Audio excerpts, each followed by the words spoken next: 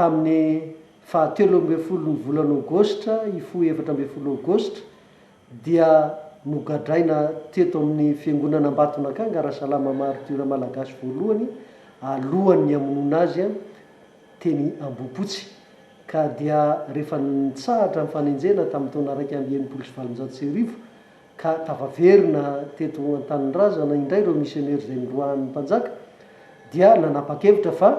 anorina tsangam-bato ho fahatsiarovana an'ireo martyr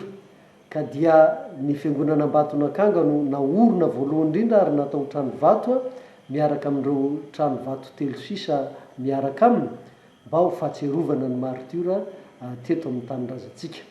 Vita soamantsara ny asa tamin'ny 7/26 ary ny 12 volana Janoary tamin'io taona io